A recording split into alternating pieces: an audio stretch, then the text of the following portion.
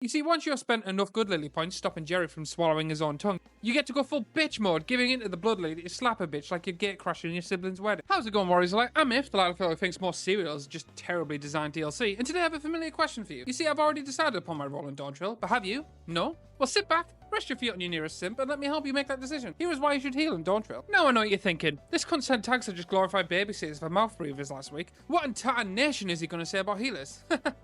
Well, funny you should mention that. You see, healers have to deal with another kind of problem. A person-shaped problem that's existed since Pac-Man fetishes and fursuits. Healers have to deal with Jerry.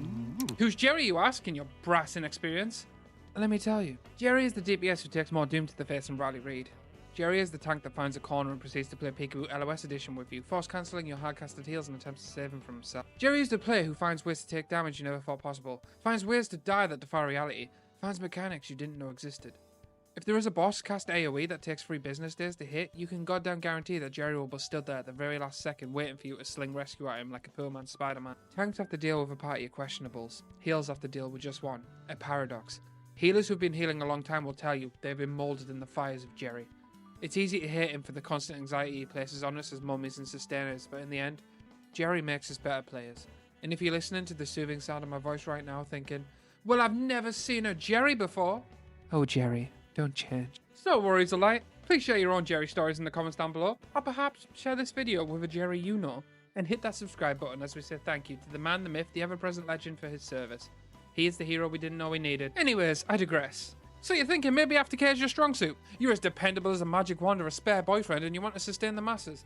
Well, healing comes in 4 different flavours, and of course I'm about to break these down for you with no bias whatsoever, he says, sarcastically teeing up the incoming job roast. Starting us off like the obligatory blonde in porn, we have the White Mage, a job blander than Magnolia Pain, wielding the purest form of restorative magic. With their mastery over holy energies, White Mages provide potent direct heals and powerful area of effect spells, ensuring their comrades remain standing in the face of adversity, all whilst glaring at the testy motherfucker who hurt them in the first place. Whilst I find the job itself to be painfully bland, it does have my personal favourite secondary mechanic. You see, once you have spent enough good lily points stopping Jerry from swallowing his own tongue, you get to go full bitch mode, giving into the blood lady to slap a bitch like you're gate crashing your sibling's wedding. But if you lack any form of social skills and books are more your thing, we have the Scholar, masters of both healing and arcane knowledge. Utilising their fairy companions and powerful shields, Scholars excel at preventative healing and supporting their allies through the most challenging encounter. Although good luck getting your portable girlfriend to do what you want when you want, because the AI for Selene Naos has sucked more than Ubisoft's Skull and Bones for a long time now, and whilst it's had little work, it's simply not enough. It may seem fun to have a thick fairy answering to your every whim, but not when it comes with a gross personal cost to Jerry, who spent most of his time getting spit roasted between mobs because the tank forgot his tank stance again, and Eos needs 3 calendar days to execute anything you needed to. And when she does, she's normally fucking out of range unless you place yourself on mortal peril just to give her the get up and go to be useful. Honestly, I shouldn't hate it too much, it's my favourite healing job, but sometimes Scholar feels like a permanent escort quest, and that's not okay. And then there's the Astrologian, who, much to the chagrin of every teen or woman who thinks she's Wicca, harnesses the power of celestial cards and fucking star signs to shape destiny itself. They used to be versatile and adaptive back when they could switch between different stances to provide a variety of healing effects, but nowadays they've been simplified to the point they don't really feel like anything. The card system was great because who doesn't want to play Yu-Gi-Oh! And progress runs, but now it's been dumbed down to the point where there's only 8 cards, which is a fucking lie. There's only 3 now, because if it's blue, slap that bad boy in the tank. If it's red, give it to the monk. Trust me, he fucking needs it. And if it's any other colour, either greed it or throw it at the black mage. It doesn't surprise me that Urianja is the mascot for this job, for reasons definitely not pertaining to the fact that he fucking beat me in the daily poll. Finally, we have Sage, which is what happens when you've played the new Cyberpunk DLC update and have decided that healing should involve sharks with frickin' laser beams attached to their heads.